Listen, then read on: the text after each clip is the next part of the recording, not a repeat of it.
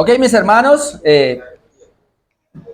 continuamos con la palabra de Dios que estamos trayendo estos días sobre soteriología, la doctrina de la salvación. A mí es un tema que me apasiona. Y me apasiona, hermanos, porque hay que decir que toda la fe reformada en esta parte está de acuerdo. No podemos estar de desacuerdo en estos temas. Obviamente con la parte arminiana no, pero toda la fe reformada calvinista está de acuerdo con esta parte soteriológica. Este es el mensaje número 4 que Dios nos permite por su gracia. Y voy a predicar uno de los mensajes más emotivos para mí. Comenzamos mirando una introducción a la soteriología y ahí decíamos que Dios es soberano en la salvación. Y que el hombre es pecador, por lo tanto Dios interviene de una manera para salvar a este hombre o redimirlo. Veamos en segundo lugar, historia de la redención. Como toda la Biblia del Antiguo Testamento y cumplimiento en el Nuevo está hablando de esta historia. Veamos en tercer lugar, hace 8 días, el pacto eterno de redención. Un pacto intratrinitario, un pacto entre iguales, es decir, Dios Padre, Dios Hijo, Dios Espíritu Santo diseñaron el plan de redención. El pero aparece como que el Padre planea, el Hijo lo ejecuta y el Espíritu Santo lo aplica. Así que cuando hablamos de la soteriología o de la doctrina de la salvación, y ya hablando de estos tópicos acá, ahora nos adentramos a esa parte que se conoce como la aplicación de la redención. Sería nuestro cuarto punto y comenzamos hoy a mirarlo. La aplicación de esa redención.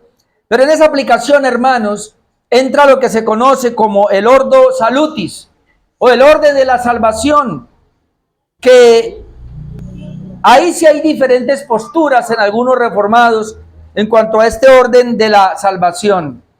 Muchos tienen diferentes puntos de vista en cuanto a dónde comienza realmente la salvación. Y eso es lo que queremos ver. Ahora, en la Biblia vamos a encontrar ese orden. ¿Por qué? Porque así lo presenta la Biblia. Y vamos a mirar que la Biblia de alguna manera lo presenta de una manera cronológica. Cuando hablamos de cronológico, estamos diciendo que hay un orden en el tiempo. ¿Qué va primero? Ahora, la Biblia sí nos da unas pautas para entender que hay un orden cronológico.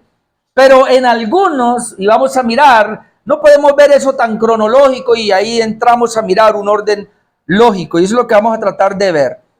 Ya la lectura la teníamos, pero volvamos. Romanos capítulo 8, versículo 28, y déjeme le leo hasta el 31, porque es el pasaje donde más claro nos va a hablar del ordo salutis, o lo que se conoce como el orden de la salvación. Tenemos Romanos capítulo 8, versículo 28, y sabemos que a los que aman a Dios. Ahora es muy importante, y eso lo vamos a ver más adelante, quiénes son los que aman a Dios. Pero decimos ahora, nadie puede amar a Dios si primero Dios no lo amó a él.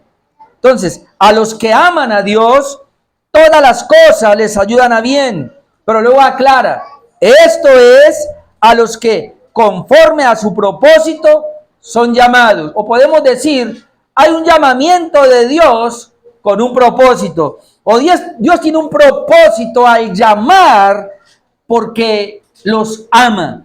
Él llama a los que lo han amado a él, pero porque los amó primero, diría Juan también. Ahora dice que a esos que son llamados conforme a su propósito, luego dice el verso 29, y ahí vemos el orden. El orden que vemos allí es el siguiente. Porque a los que antes conoció, también los predestinó. Ahora vamos a ir notando ese orden.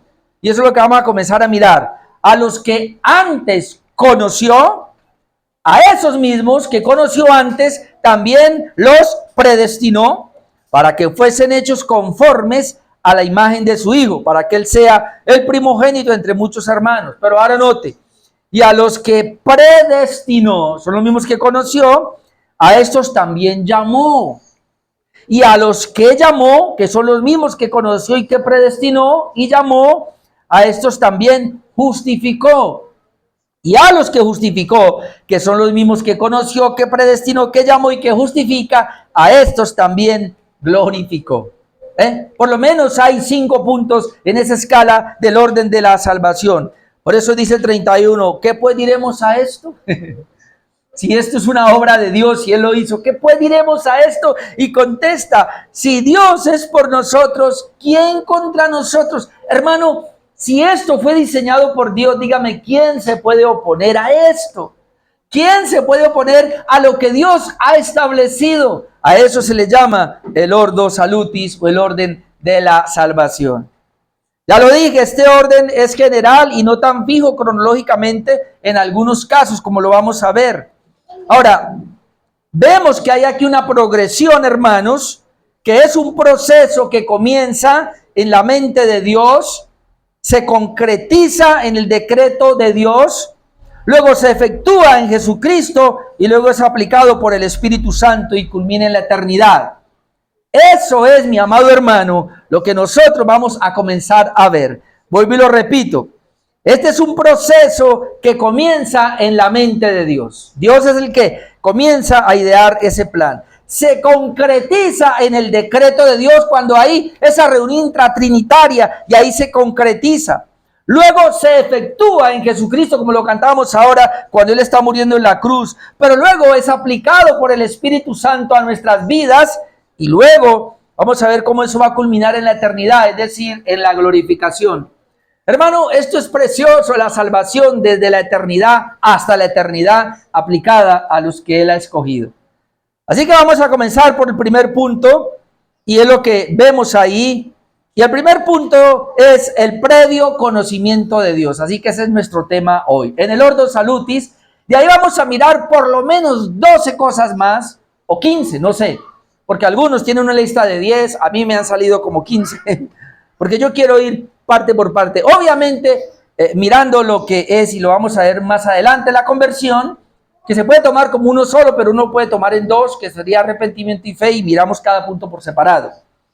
Pero vamos a comenzar por el previo conocimiento de Dios. Ahora, no sé, yo he escuchado a otros pastores y quiero mirar, pero siempre el Ordo Salutis arranca con la elección y ponen a la elección de primero. Yo no puedo ponerlo de primero, eso va a ser el segundo, o otros ven la elección y luego ven la predestinación y le dan diferente interpretación.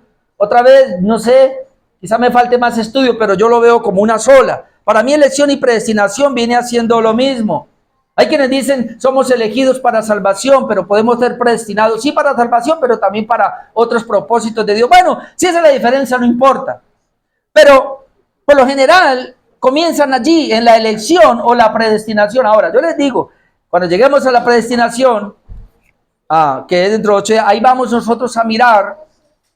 No vamos a quedar por lo menos en 3 mensajes, 2 o 3 mensajes, porque ahí yo quiero explicar varias cositas de la predestinación. Pero arrancamos lo que se conoce como el previo conocimiento de Dios. Vuelvo y le digo, algunos llaman ese previo conocimiento igual a la elección, pero yo no lo puedo ver así porque aquí yo veo en Romanos 8:29 que dice, porque a los que antes conoció, también los predestinó o los eligió, según mi concepto, lo que yo puedo entender. Primero hay algo que se conoce como el previo conocimiento de Dios.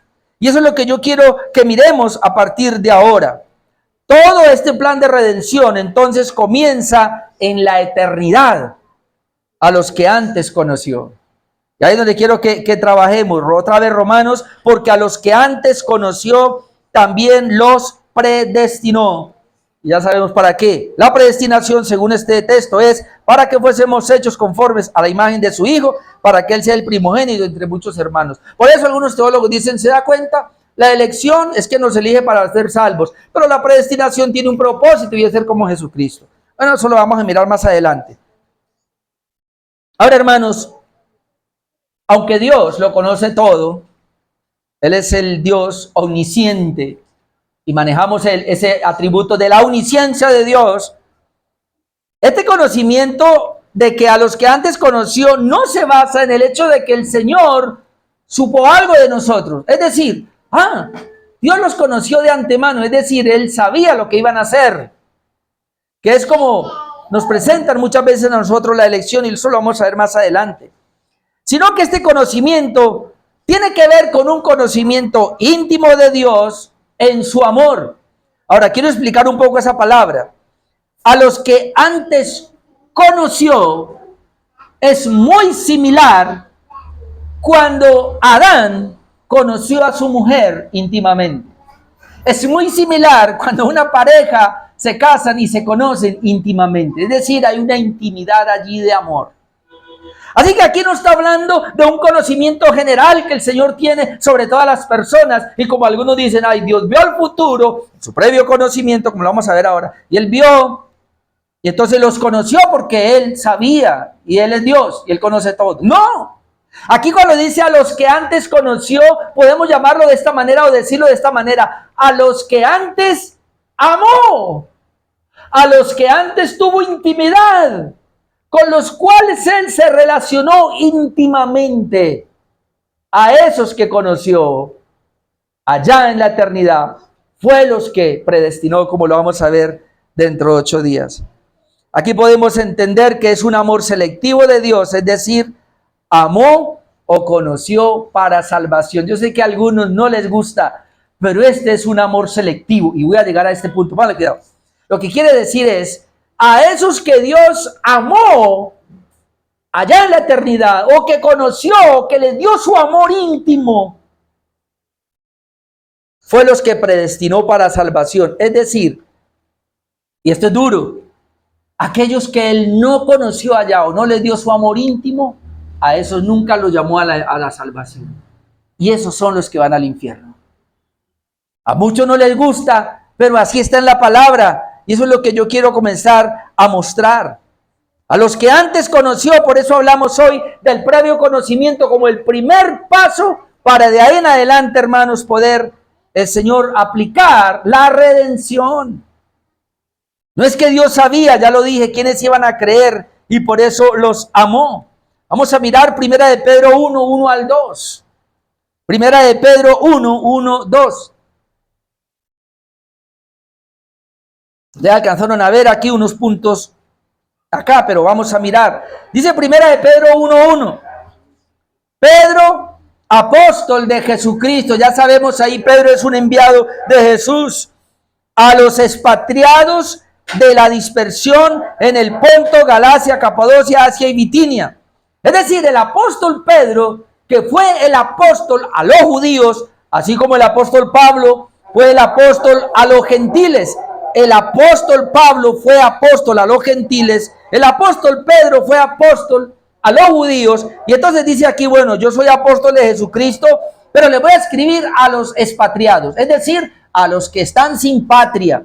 ¿Por qué están sin patria? Porque ellos están en otro lugar, no están acá en Jerusalén, su patria, sino que están en otro lugar. ¿Dónde están? Están en la dispersión, dispersados, ¿por dónde? En el Ponto, Galacia, Capadocia, Asia y Bitinia. Pero esos a los cuales él escribe, ¿cómo los llama? Esos los llama elegidos según la presencia de Dios Padre en santificación del Espíritu para obedecer y ser rociados con la sangre de Jesús, gracia y paz, o sean multiplicadas. ¿Cómo los llama a ellos que son expatriados, que están por allá en un lugar lejos a su tierra? Dice, ustedes son elegidos. Ahí está la elección. Pero esa elección es según la presciencia de Dios Padre. Y aquí está la palabra presciencia, es antes, es antes, ciencia, conocimiento.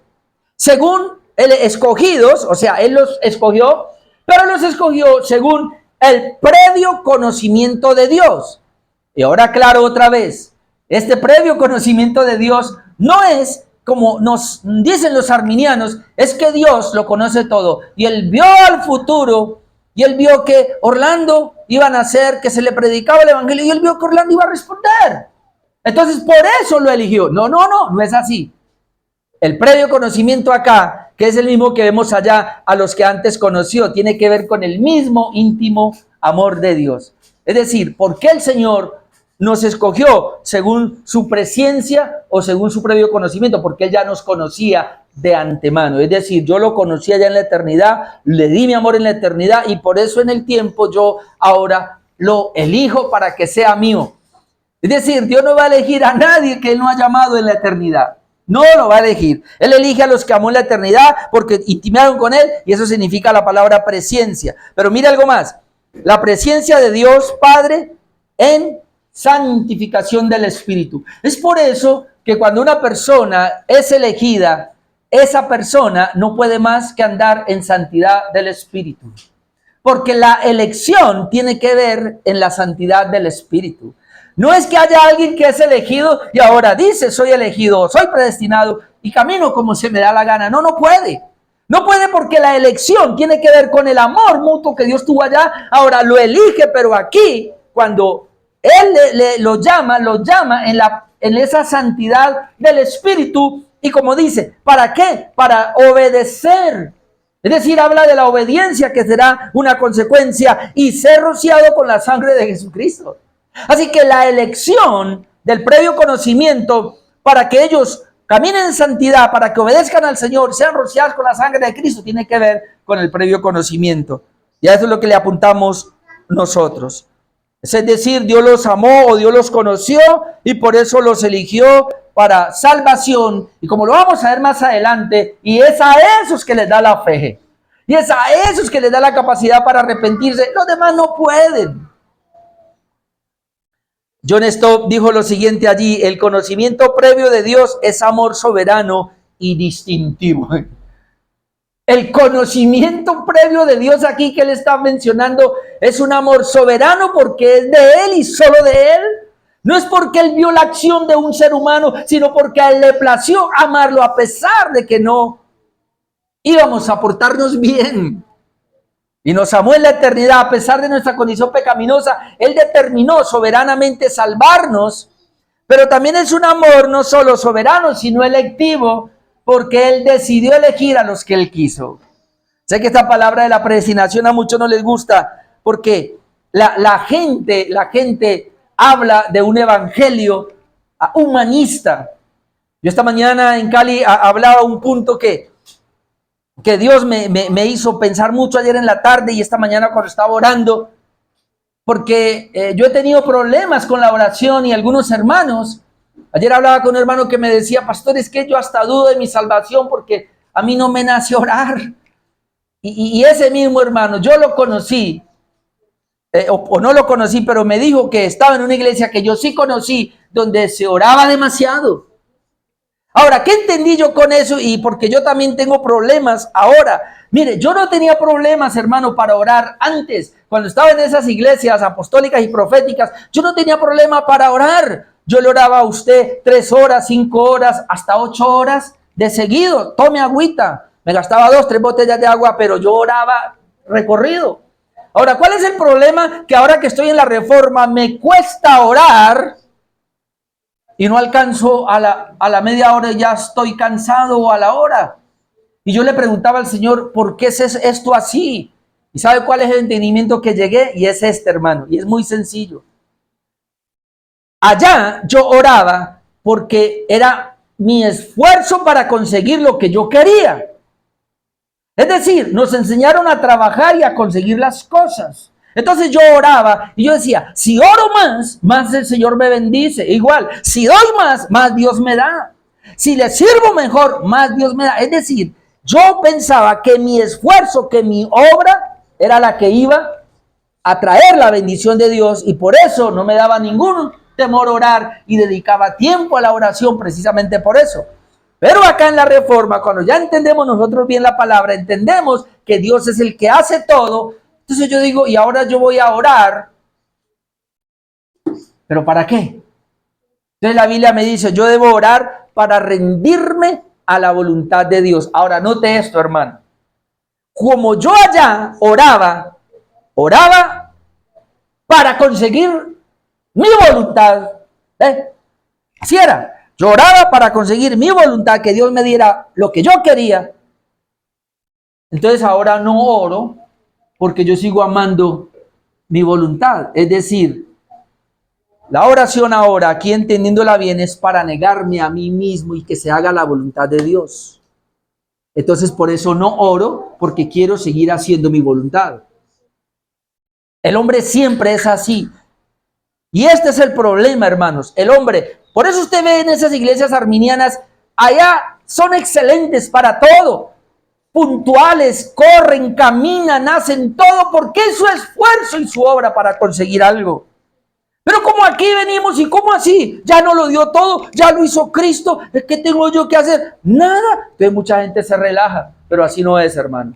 Porque aquí dice que si fuimos predestinados, si fuimos amados por el Señor, Él nos dio su amor.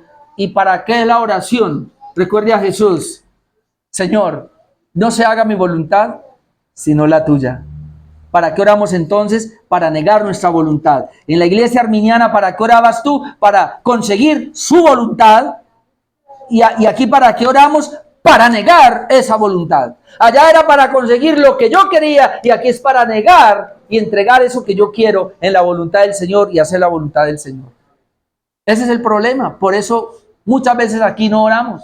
Pero cuando entendemos esto, ahora sí nos vamos a rendir, obviamente, a la oración.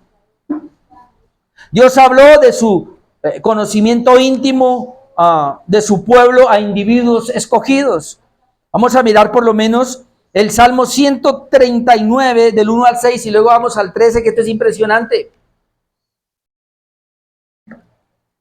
El Salmo 139, vamos a ver ese conocimiento previo de Dios. Vamos a ver si lo alcanzamos a ver. Salmo 139, versículo 1 dice: oh Jehová, tú me has examinado y conocido. ¿Ven? Dios nos ha examinado y Él nos ha conocido. Luego dice, y ahí comienza a explicar: tú has conocido mi sentarme y mi levantarme. Has entendido desde lejos mis pensamientos. Has escudriñado mi andar y mi reposo. Todos mis caminos te son conocidos. Pues aún no está la palabra en mi lengua. Y aquí, oh Jehová, tú la sabes toda. Detrás y delante me rodeaste. Sobre mí pusiste tu mano. Tal conocimiento es demasiado maravilloso para mí. Alto es, no lo puedo comprender. Versículo 13, y aquí responde al verso 1, tú me has examinado y conocido. Versículo 13, porque tú formaste mis entrañas, tú me hiciste en el vientre de mi madre.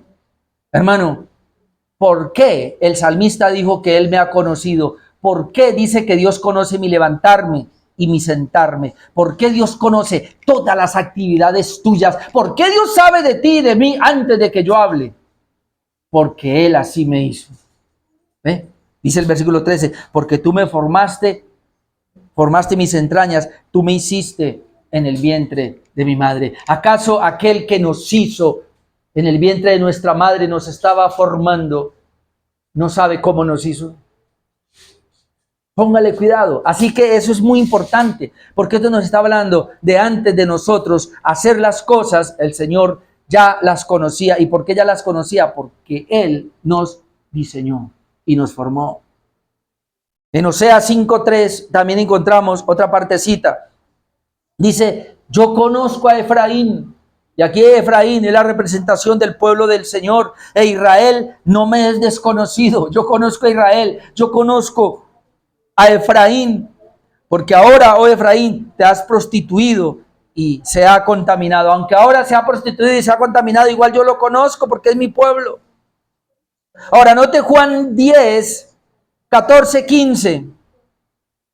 Juan 10, 14, 15. Y esto nos hace pensar. Dice Jesús, yo soy el buen pastor y conozco mis ovejas. Conozco mis ovejas y las mías me conocen. Así como el Padre me conoce y yo conozco al Padre, desde la misma manera como el Padre me conoce a mí, dice Jesús, y yo conozco al Padre de esa misma manera, yo conozco a mis ovejas y ellas me conocen. Es decir, hermano, yo le hago una pregunta: ¿cuándo el Hijo conoció al Padre? Siempre, en la eternidad. ¿Cuándo el Padre conoció al Hijo? Siempre, en la eternidad. Entonces, ¿cuándo Cristo conoció a sus ovejas? Siempre, en la eternidad. No fue cuando nosotros le recibimos o nos arrepentimos. No fue ni siquiera cuando Él estaba muriendo por nosotros en la cruz. De hecho, a mí me llama la atención la oveja descarriada, porque se interpreta mal, o la oveja perdida.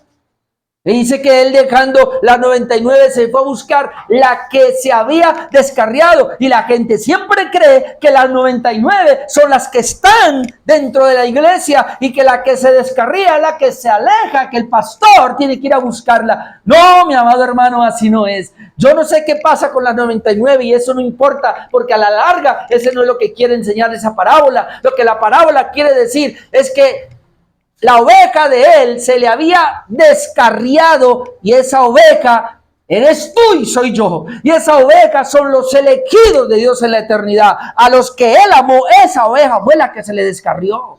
Y por eso él fue a buscarla. Y por eso aquí dice, así como el Padre me conoce y yo conozco al Padre y pongo mi vida por las ovejas. Note segunda de Timoteo 2:19 ahora. Pero el fundamento de Dios está firme teniendo este sello. ¿Cuál es el sello? Conoce el Señor a los que son suyos. ¿Y qué? Y apártese de iniquidad todo aquel que invoca el nombre del Señor. Ahí vemos dos cosas de un fundamento sólido y firme.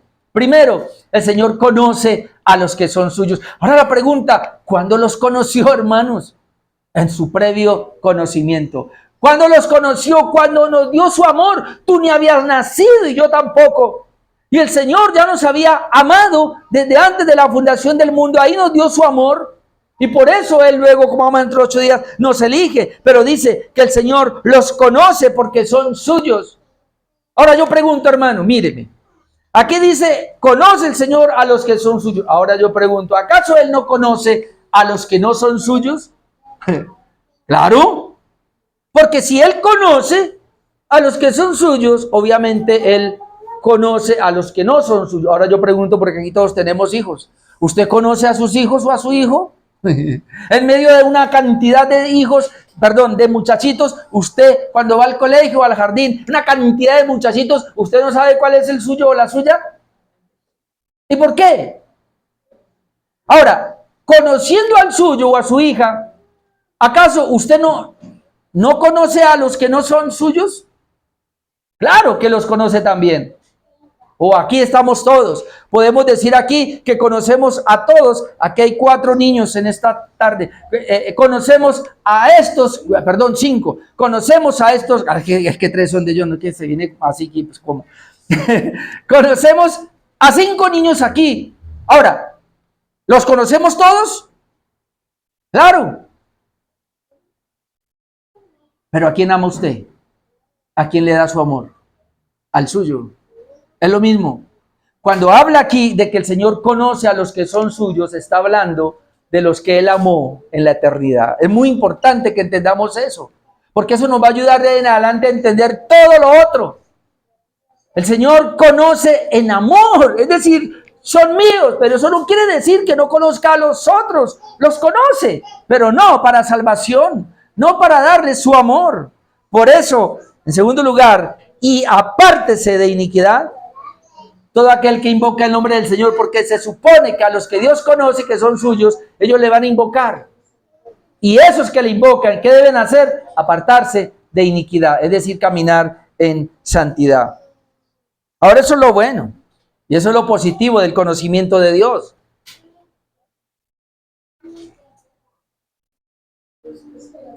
Pero antes de entrar a lo malo, hermano, piense por un momento, ¿por qué le llegó el Evangelio a usted? ¿Por qué usted y yo respondimos al Evangelio? ¿Por qué estamos aquí hoy? Esto únicamente es porque el Señor nos amó, nos conoció desde antes de la fundación del mundo. ¿Por qué otros no pueden venir, no quieren venir? Pero lo más duro, que es lo que vamos a hablar ahora, ¿por qué otros vienen a una iglesia local, pero el Señor no los conoce? Sí los conoce, pero no los conoce. Los dos pasajes más crueles en la Escritura, para los que no entienden esta parte, Mateo 7, 21 al 23.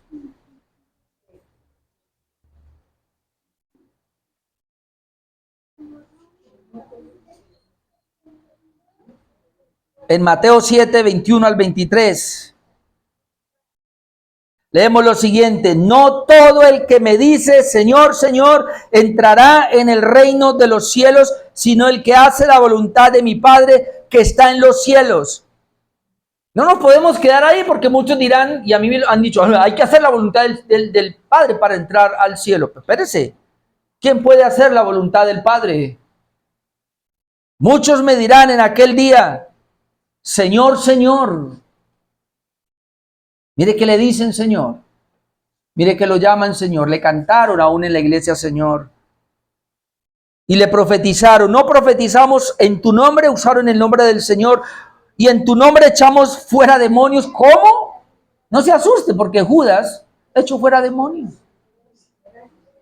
Y en tu nombre hicimos muchos milagros. No sé si Judas hizo milagros. Pero yo sí veo en 2 de Tesalonicenses 2:2 que Dios, a través de los anticristos o el hombre de pecado, dice que les envía un poder engañoso para que crean la mentira. ¿Y cuál es la mentira? Señales y milagros que harán. De hecho, los falsos profetas, y ahí sí no sabemos cómo, o de pronto sí, con la ayuda del diablo, pero los falsos profetas hacen señales, milagros y prodigios. Y dice la Biblia que ese es... Dios les permite eso y hace que llegue un poder engañoso para que crean la mentira.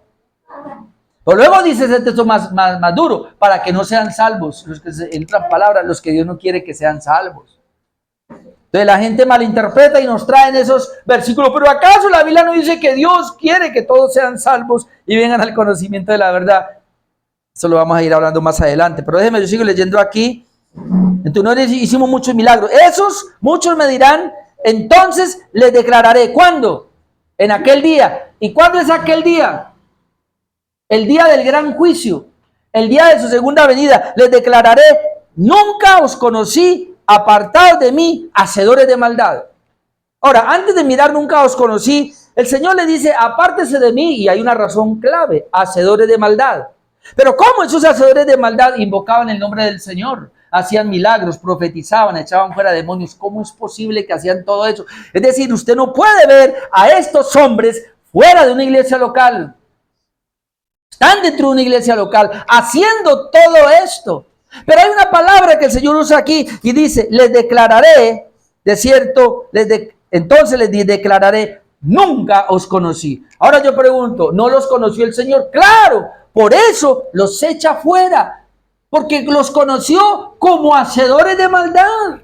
Los conoció como pervertidos, como pecadores. Los conoció fuera de su plan salvífico.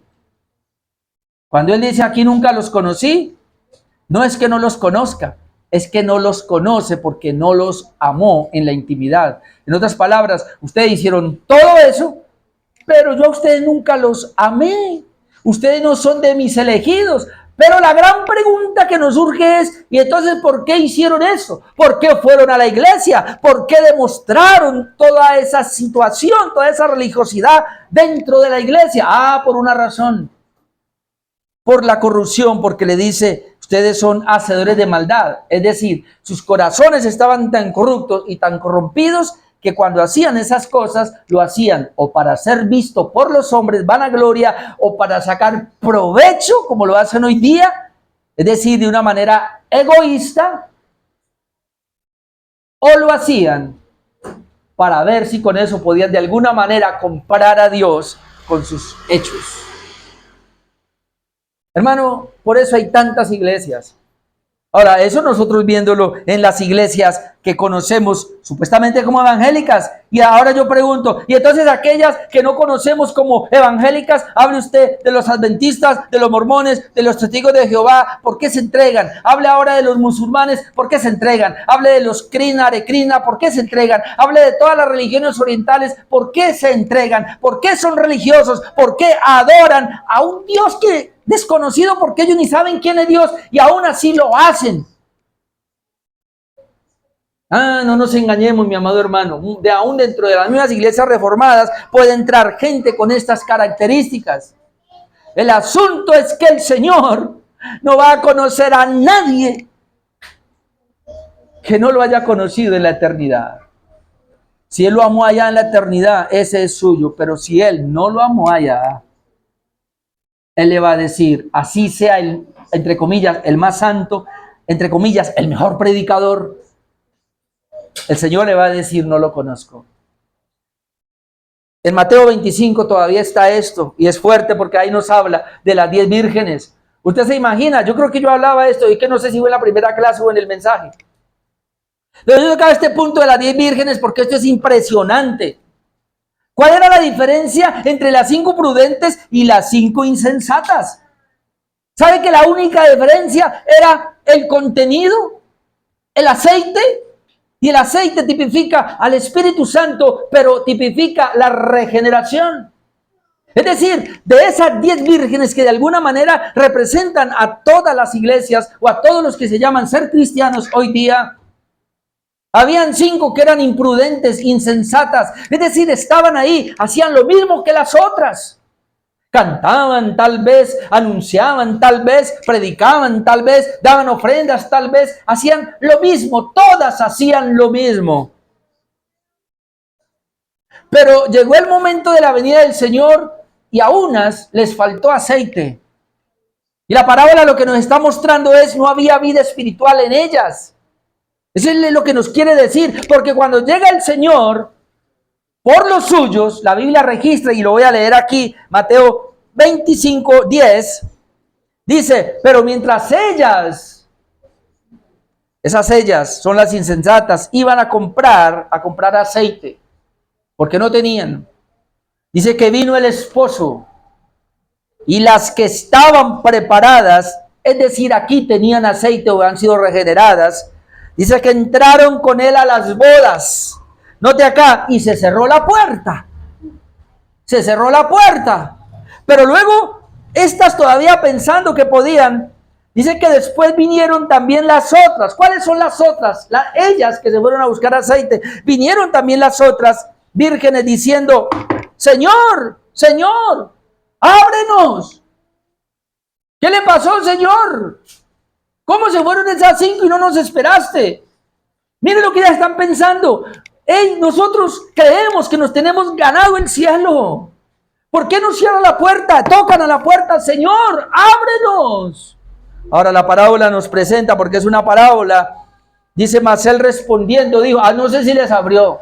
Creo que no, porque ahí dice que respondiendo, dijo, de cierto os digo que no os conozco.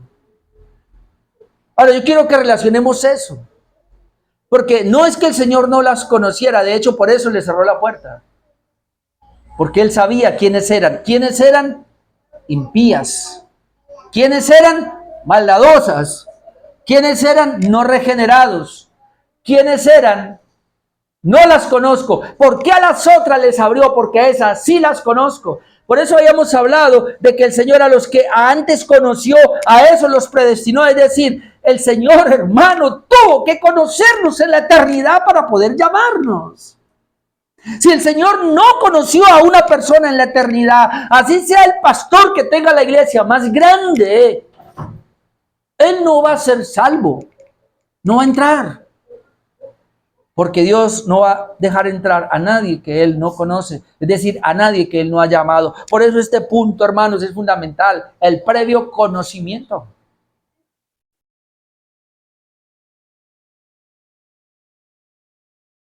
Dios conoce de antemano a su gente en el sentido de que las escoge, las ama y cuida Pablo utiliza estas mismas palabras de manera intercambiable y la vamos a mirar.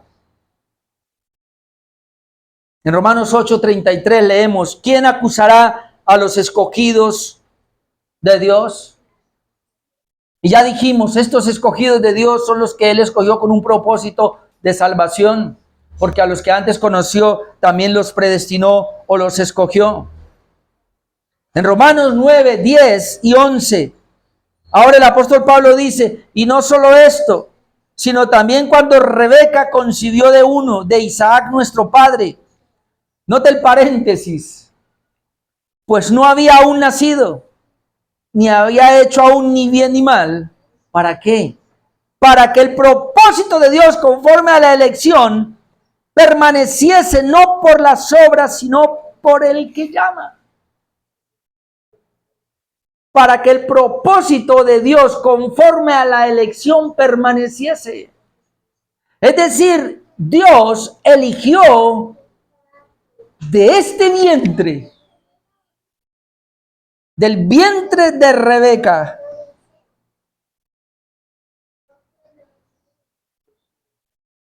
eligió a uno y no a otro. ¿Pero cómo? Ahora, ¿quién había hecho mal? Es lo que está diciendo ahí la escritura. Se supone que ambos salían para hacer mal, pero ¿quién había hecho mal en el vientre? Nadie. Si había un pecado, era un pecado imputado de Adán por ser humanos, pero ellos tenían un pecado en sí, ellos mismos no. ¿Y cómo Dios elige?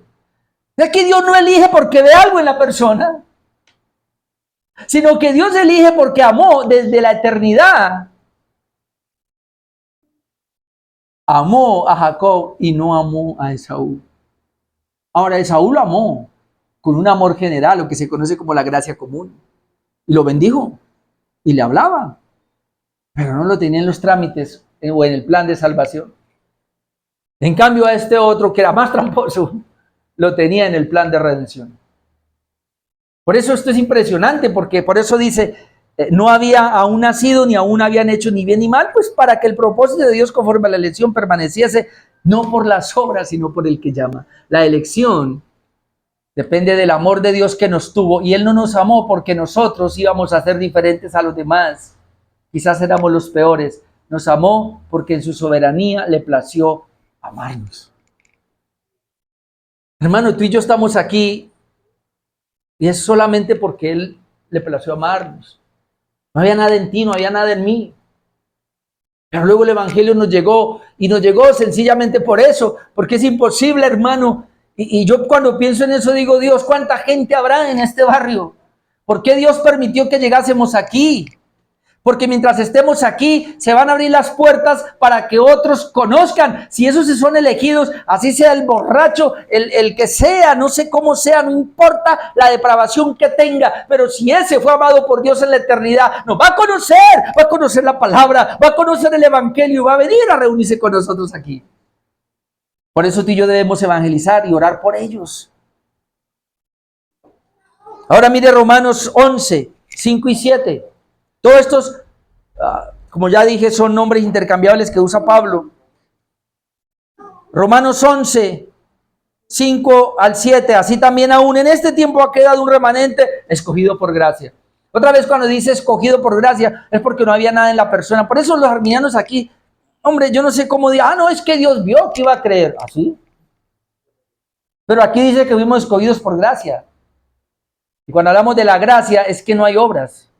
No hay nada en la criatura, sino todo es de Dios. Ese remanente que quedó dice que fue escogido por gracia. Y luego dice, y si por gracia, ya no es por obras. Cuando hay gracia no hay obras.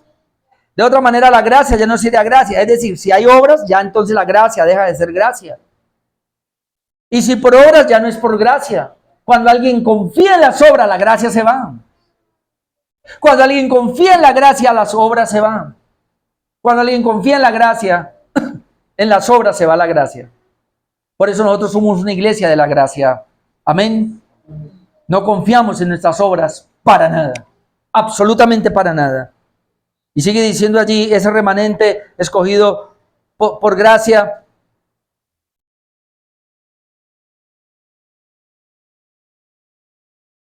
¿Dónde estoy? Acá. ¿Qué pues diremos? Lo que buscaba Israel no lo ha alcanzado. ¿Cómo así? No lo alcanzó. ¿Por qué? Pero los escogidos sí lo han alcanzado. ¿Por qué los escogidos lo alcanzaron? ¿Y por qué Israel que lo buscaba no lo alcanzó? Dice, y los demás fueron endurecidos. Bueno, sigue leyendo. Dice que el problema de Israel, ellos no lo alcanzaron porque Israel buscaba por obras. Hermano, y vuelvo a como hablaba de la oración. Todas aquellas personas que busquen a Dios o el favor de Dios por lo que ellos hacen, no lo van a alcanzar. No lo van a alcanzar. Bueno, alcanzarán lo material, Pero estamos hablando del reino de Dios, de la eternidad, no lo van a alcanzar. Todo el que busque la eternidad o la salvación o acercarse a Dios con un beneficio espiritual, no lo va a alcanzar si va por obras. Ese fue el problema de Israel. ¿Por qué entonces dice, estos lo alcanzaron, pero los escogidos sí lo alcanzaron? ¿Por qué? Porque los escogidos lo alcanzaron por la gracia de Dios y los demás fueron endurecidos. Hermano, eso lo vamos a ver más adelante, creo que en 15 días cuando hable yo porque voy a hablar de la predestinación, pero también necesito hablar de la reprobación. Y cuando habla de la reprobación vamos a tocar otra vez este texto. Los escogidos lo alcanzaron y los demás fueron endurecidos para ser reprobados. Así que el evangelio es una espada de dos filos en ese sentido. Cuando la palabra se predica a los elegidos, les abre el corazón, les da entendimiento para que vengan, crean y se arrepientan. Pero a los que no son elegidos, a los que Dios no amó, a eso los va a endurecer más y los va a poner más tercos. ¿Cómo sabemos nosotros entonces que estamos en el plan de redención? Porque la palabra cada vez nos hace más asequibles a Dios. Pero si una persona repele la palabra, se endurece contra ella, yo no creo así, que no sé qué, ojo con eso. Ahora, Efesios 1, 3 al 6.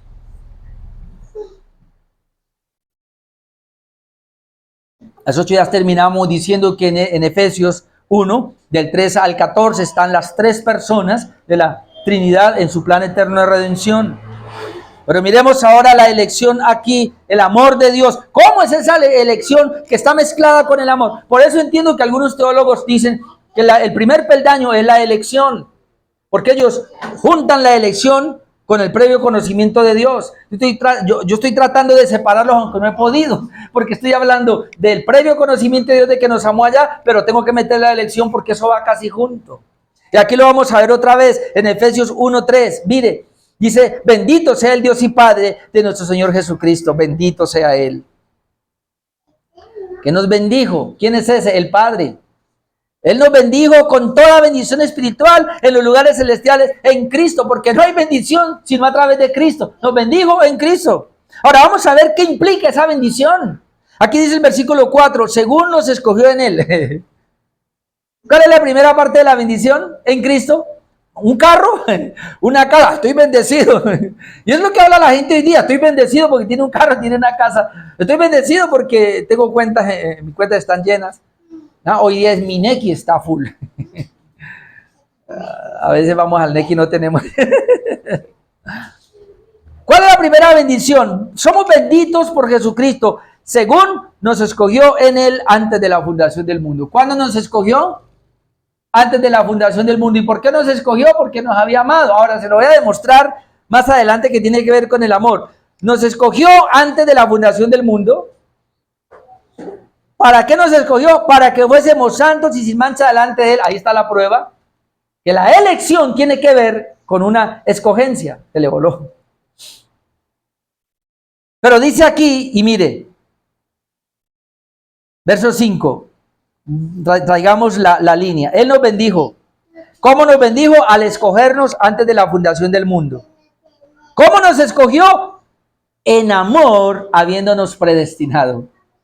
¿Qué estamos hablando? ¿Qué es el conocimiento previo? El amor de Dios allá. ¿Cómo fue entonces que Él nos escogió en amor? Es decir, nos amó allá y por eso nos escogió. Por eso dice, nos escogió en amor, habiéndonos predestinado. Usted está notando cómo aquí encontramos el previo conocimiento de Dios del amor, la elección y la predestinación como lo mismo. ¿Para qué nos predestinó? Para ser adoptados hijos suyos y para amarnos por medio de Jesucristo otra vez. ¿Pero cómo lo hizo? Su soberanía, según el puro afecto de su voluntad. ¿Cómo lo hizo? Según el puro, note, puro, Él es puro, santo. Según el puro afecto, su afecto es de acuerdo a su voluntad. Es decir, te amó a ti y me amó a mí de su puro afecto. Es decir, algo soberano, algo que nace en Él, no en nosotros. Por eso la salvación es de Él, es decir, Él es el soberano para elegir a quien quiere tener a su lado. Por eso me gusta mucho a mí el ejemplo que se pone del matrimonio. No sé cuántas novias tuvo usted, yo fui muy noviero, pero de todas las novias que yo tuve, llegó el momento donde, run, run, la elegí a ella. Y dije, yo quiero quedarme con ella. Por eso vamos a ir al altar y vamos a sellar nuestro compromiso en el altar. No elegí a las otras. No las elegí. Ahora, si nosotros hacemos, y lo mismo, ¿sí o no? Ahí, lo mismo para que no se va a enojar. Yo también, lo mismo. Ahora, no elegimos a las otras. Fueron a nuestras esposas las que elegimos y por eso estamos ahí. Ahora, si nosotros tenemos esa prerrogativa, ¿acaso Dios, me gusta eso, no tiene ese mismo derecho de elegir a los que Él quiere tener a su lado, a pesar de que hay muchos? ¿Cómo llama? La novia. El Señor está preparando a la novia, que es su iglesia. Es más, Él la amó, dice Efesios, que dio la vida por ella. Se entregó por ella. Por eso el matrimonio y la iglesia son muy similares. Porque tiene que haber un amor. ¿Por qué Cristo se entregó por ella? Porque la amó. Ahora, se sale de nuestra mente pretender que el Señor amó al mundo y murió por el mundo amándolo y ahora lo va a enviar al infierno. Eso no cabe en nuestra mente. Ahora en las percepciones que tenemos de la palabra ya no cabe. Porque entendemos que Dios amó a su novia, que es su iglesia, y por eso dio la vida por ella y murió por ella. ¿Pero por qué lo hizo? Porque la había amado, no cuando murió, sino que la amó desde antes de la fundación del mundo. Hermano, cuando Cristo está muriendo por nosotros y está dando su amor por nosotros, lo está haciendo porque ya nos había amado antes. Y eso es lo que está diciendo aquí. Y eso fue en el puro afecto de su voluntad. No vio nada en nosotros. Yo digo que si Él se detiene a mirar algo en nosotros, dice, no, usted no. De una. Pero Él no miró eso. Él miró fue su amor. Dijo, a este lo amo. Todo cochino como es, sucio, maldadoso, pecador. Es más, me va a fallar. ¿Cuántas veces me ha fallado? Le hemos fallado. Pero sabe, así lo amo. Y lo amo, y en el tiempo mi hijo va a morir por él, y luego lo traigo, porque ese es mi anhelo, ese es mi deseo. Hermano, usted no se siente como, no sé, Señor, ¿cómo es esto? Es decir, yo voy a la presencia del Señor porque Él quiso que yo fuera. Es que yo no me lo gané, yo no hice nada. Yo antes hice todo para alejarme, para que me alejara de Él. Pero Él hizo todo para tenerme a su lado. Así que como cuando yo vaya allá, vamos a entrar a su presencia y vamos a entrar, tenemos que entrar con una confianza.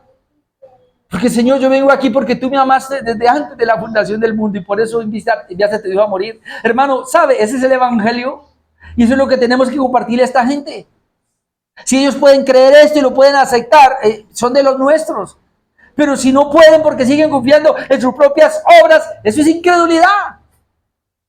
Fe verdadera es creer la obra de Cristo a nuestro favor. ¿Qué fue lo que hizo por nosotros?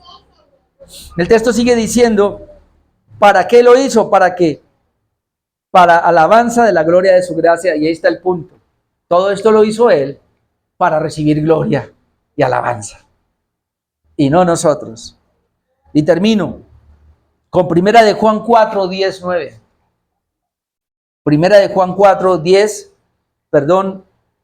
y 19.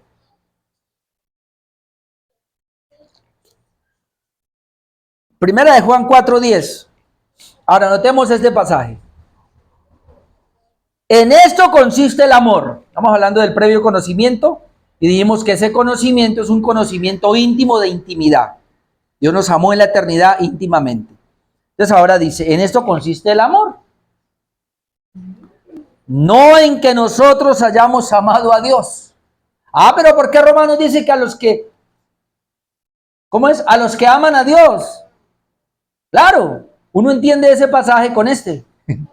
¿Por qué aman a Dios? Porque Dios los amó primero.